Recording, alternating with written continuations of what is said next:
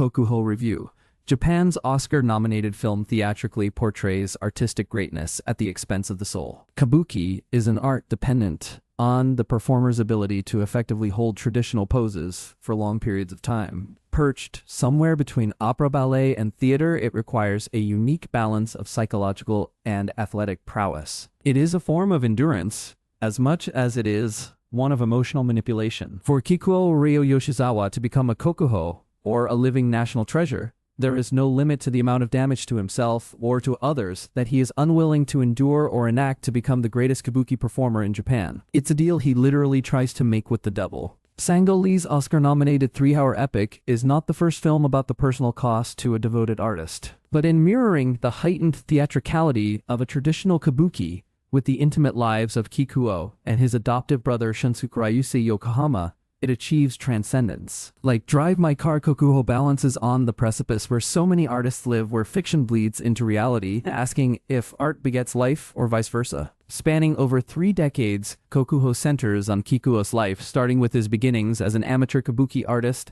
and as the son of Gongoro Tachibana, a Yakuza boss Masatoshi Nagase in Nagasaki in 1964. The young Kikuo Soya Kurokawa displays a panache for the theatrical, and during a performance of the 1784 piece Snowbound Barrier, Hanjiro Hanai Ken Watanabe, a famous kabuki actor, takes notice of the prodigy's ability. Moments later, Tachibana is brutally murdered when a rival gang raids the gathering. In the brilliance of the falling white snow, his deep red blood is spilled, commingling with the intricate design of his back tattoo. It all happens right in front of Kikuo's eyes. The memory, like Charles Foster Kane's of a broken sled in Citizen Kane, becomes an emotional touchstone he can never escape. But Hanai takes Kikuo in to train at his theater under his strict tutelage, alongside his only son, the young Shunsuke Kitatsu Koshiyama. At first, the two have a natural rivalry, born out of jealousy of what each lacks.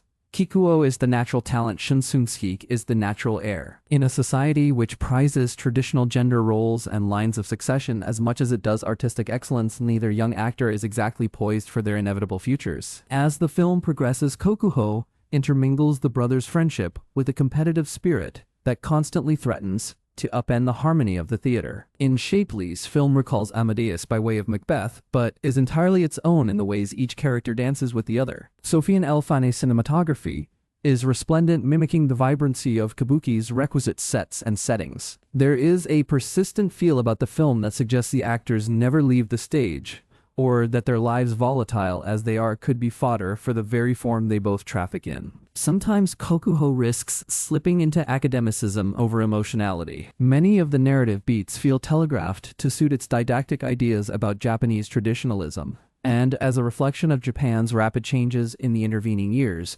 But when it focuses on Kikuo and Shunsuke's artistry and their individual relationships to it, the piece sings. That's in large part thanks to 2 extraordinary performances from Yoshizawa and Yokohama, who bring a largesse to their respective characters' inner lives. One wishes that Lee took more risks in the film. For such a long runtime, the film repeats itself more often than it should, and it doesn't exactly fill its early premise, which questions the gender and sexuality roles, and which are so readily available. Both Kikuo and Shunsuke are Anagata male actors who specialize in female parts, since women were barred from performing in kabuki for fear of moral degradation. That ban has since been lifted, but it is still very rare to see women in this form. Considering that Lee opens with a title card displaying this information, he sets us up for a film which tackles a myriad of subjects that never get touched. Still, the film is effective more often than not, and what it says about theatrical artistry and the upending of norms in pursuit of personal greatness is powerful and provocative. The question which the film leaves hanging in the air is challenging in its directness.